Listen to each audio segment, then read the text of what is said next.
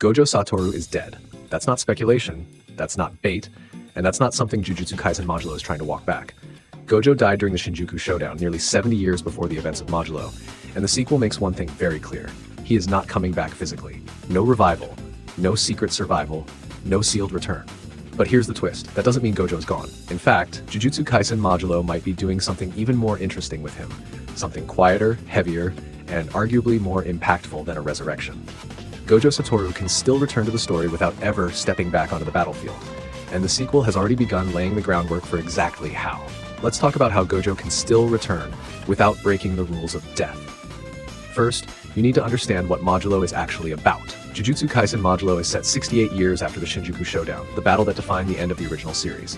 Sukuna fell, Gojo died, the world moved on. Or at least, it tried to.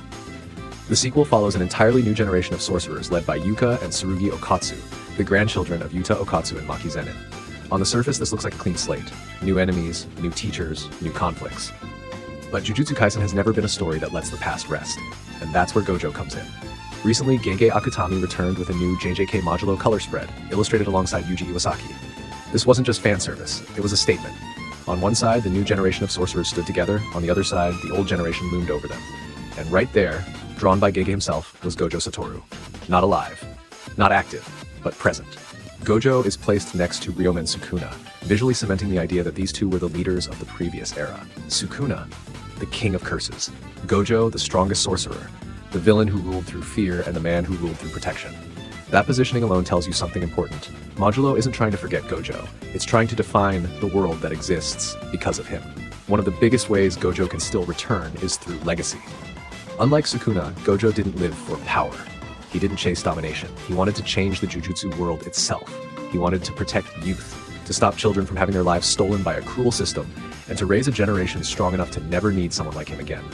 And Modulo is set in the aftermath of that dream. The sorcerer world we see now didn't appear by accident. The structure, the teachers, the clans, even the conflicts are all shaped by the vacuum Gojo left behind. His absence is felt precisely because he mattered so much. In the color spread, Gojo is drawn with his back turned, aloof, distant. That isn't random. It reflects who he was.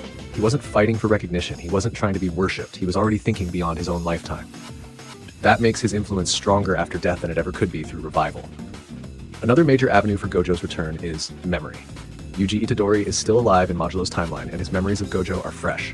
Yuji was shaped by Gojo more than almost anyone else. Through flashbacks, internal monologues, or moments of reflection, Gojo can re-enter the story organically, not as a savior, not as a power boost, but as a voice.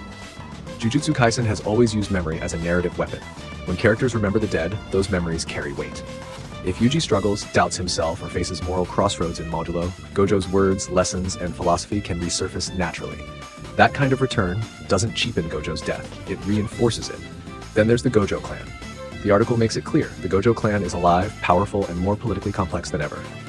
And there's no way to explore that without touching Gojo Satoru's shadow. Gojo wasn't just a sorcerer, he was the clan's identity. His existence warped the balance of power across the entire Jujutsu world. Even decades after his death, the clan still benefits from his reputation, his bloodline, and his ideology. If Modulo dives into clan politics, power struggles, or ideological conflict within the Gojo clan, Gojo doesn't need to be alive to appear.